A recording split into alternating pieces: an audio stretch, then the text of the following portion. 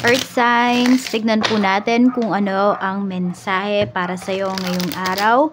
Keep in mind po na ito ay general reading lamang, so hindi po lahat ay makaka-relate, so be open-minded. Sa mga hindi pa po nakasubscribe dito sa ating channel, please subscribe na po kayo and palike na din po ng ating video. At sa mga nais po mag-avail ng ating private readings, ng ating Evil Eye Amulet, ng ating Tears Bracelet, makikita nyo po yung link sa description box. Tarot Intentions by Aliana Reyes. Okay, tignan muna po natin kung ano ba ang mensahe para sa iyo ngayong araw. So, mayroon tayo ditong 6 of coins. Ayan po. So, pwedeng meron kayong mga gagastusan ngayong araw. Some of you, pwedeng biglaan po ito. Yung iba naman, pwedeng meron po kayong tutulungan. Ayan. Hindi ko alam kung may nangongolek. Meron ako nakikita garbage collector. So, baka merong mga kukuha ng mga basura po dyan sa lugar ninyo. Tapos, ayan, pwedeng bibigyan nyo sila ng bonus. Okay. Tingnan natin. Ayan, parang may inaabot ka kasi na pera sa isang tao. So, pwedeng ito po ay talagang bukal sa loob mo, Earth signs, na iaabot. So, we have Ace of Swords. Meron tayo ditong good news. Ayan.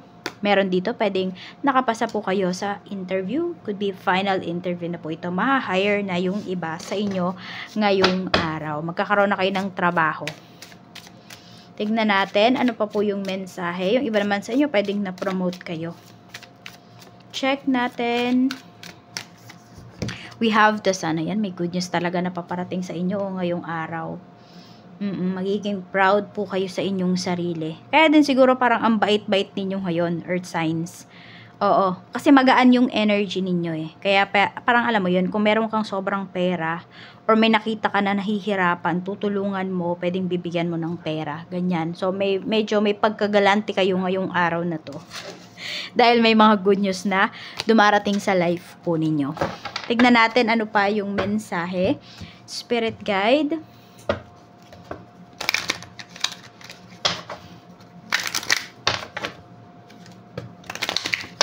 Nasa good mood kayo, ganyan. Nasa good mood gumastos.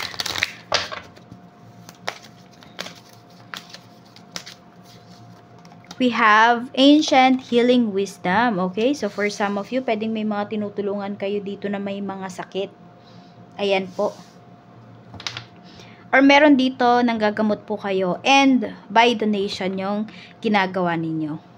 Ayan po. I mean, by donation yung, para ba yung energy exchange po ninyo by donation only. We have unfoldment. Okay, so meron nga po dito kung may matagal-tagal na rin po kayong hinihintay na tawag. Sabi ko nga, pwedeng may matanggap na dito sa work. We have perspective. Ang ganda ng pananaw nyo talaga sa life ngayon. Ang gaan din talaga ng energy ninyo. Earth sign. So, ayan po. Tuloy-tuloy na yung mga magagandang nangyayari sa life mo. Claim mo na yung positive energy na yan.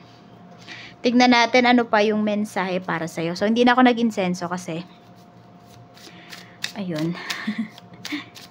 Wala nang insenso. Next time na lang bibili pa ako. Okay? So, ayan.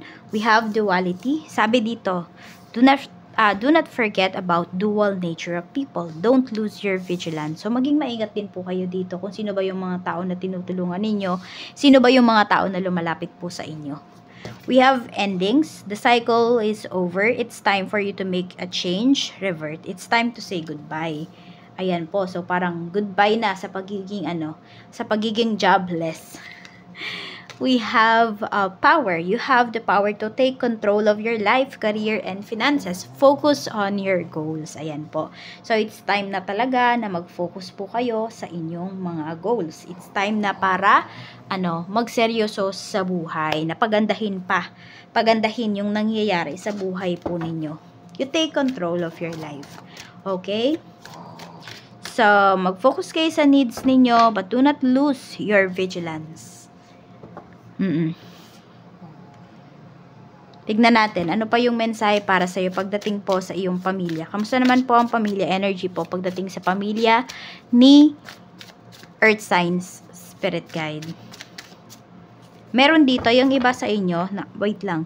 Meron po dito parang nakakakuha kayo ng energy kapag kayo. Di ko alam kung may ginagawa ba kayong ritual every night or basta pag maraming between, siguro pag sobrang linaw ng kalangitan pag gabi, yung iba sa inyo, ayan na, mas lumalakas po kayo. Tignan natin ano pa yung mensahe pagdating sa family. Okay, so meron tayo ditong death card. Meron tayo ditong 7 of Cups. Okay, so may mga pagbabago sa family. May mga kailangang pagbabago na gawin, pero may tumututol kasi. Ayan o, tingnan mo, 'di ba sabi dito, let me think. May tao pa dito na parang pinag-iisipan pa niya kung magbabago ba or may pagbabago ba na gagawin. Hindi ko alam kung sa style ba yan ng bahay, may pinapagawa ba kayong bahay. Yung tipong ganyan, parang pag-iisipan pa daw niya. So, meron po dito parang laging pa-VIP sa inyong pamilya. Ayan. Tignan natin ano pa yung mensahe. So, pwede rin po na meron dito, ayan, mga nganak, earth signs. Pagdating naman sa mga kaibigan mo, we have 8 of coins and we have 2 of coins. Okay, so parang marami ka ditong mga kaibigan na dalawa ba yung trabaho nila? Ayan po, oh. Sabi nga dito, it's time to say goodbye. Oh, okay. So, pwedeng may friend ka pala dito na pwedeng manghihingi ng advice sa'yo. Siguro naguguluhan nga siya kasi pwedeng may mga opportunities na lumalapit sa kanya.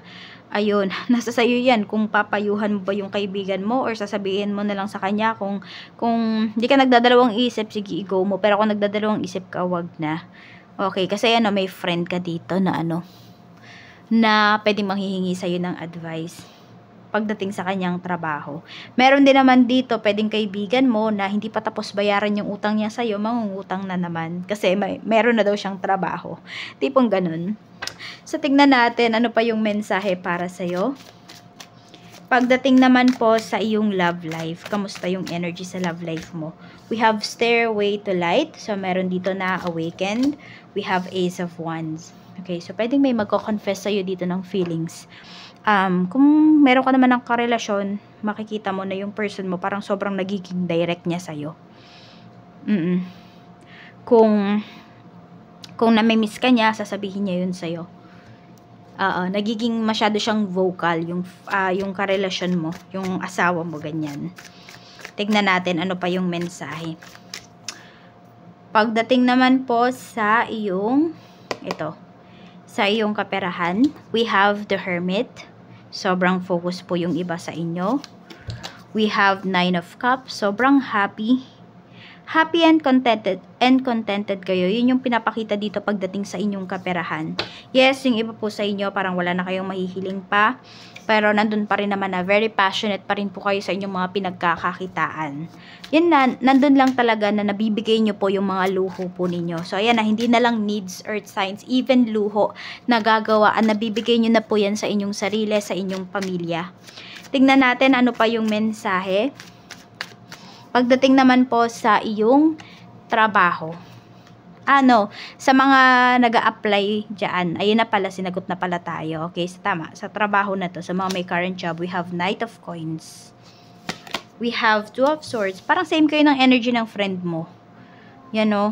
Meron dito po, yes, okay kayo, nakakagastos kayo, pero nagtitipid din yung iba sa inyo dito. I mean, nag-iipon pala. Ayan po. Meron nga dito parang pinagdadalawang isipan kayo kung bibilihin nyo ba or hindi. Tapos meron din dito pagdating naman to sa inyong trabaho kasi. So, meron dito nasa crossroads din po kayo. Parang kung 'di ba nasa trabaho nyo kayo ngayon, okay naman yung pasweldo diyan, wala kayong parang sabi natin, wala kayong mairereklamo. Tapos meron naman dito na parang ino-offer din sa iyo, halos same lang din nung ino-offer diyan sa trabaho mo. Yun na benefit mo. So, ayan, pag-iisipan mo kung lilipat ka ba. Meron din naman dito pwedeng may trabaho na may negosyo pa. Or pwedeng dalawa po yung inyong trabaho. So, yan o. Meron kasi dito parang, sabihin natin, kahit may trabaho na, gusto pa is, meron pang other source of income. Tingnan natin. Sobrang madiskarte o. Check po natin, pagdating naman po sa iyong negosyo. Kung may mag-start po dito ng business, tignan natin. 4 of Coins. Okay, so, sinasabi dito, maging ready kayo. Kasi may papakawalan kayo na pera dito. May papakawalan kayo na puhunan pagdating dito sa inyong negosyo. Kung natatakot po kayo, huwag nyo nang ituloy. No, kung natatakot kayo na, ay ayoko, parang parang hindi ko kayang maglabas ng ganito kalaking pera. Parang hindi ko kayang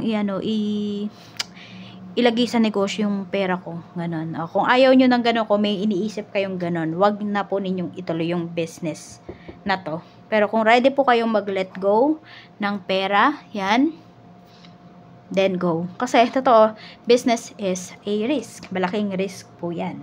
Tignan natin sa mga may business naman po. Kamusta ba yung sales ngayong araw? We have Knight of Swords. Ayan, mabilis po kayong makakakota ngayong araw na ito. Maganda yung kita ngayon. Maging alerto lang po kayo dito. Maging mabilis kayo sa pagkilo, sa pagsagot para wala pong maging problema.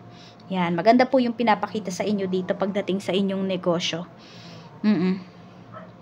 So, ayan po ang mensahe at ito naman po ang inyong lucky numbers. We have number 42, 10, 7, 14, 19, and 55. Maraming salamat po. Mag-iingat kayo always and more blessings to come.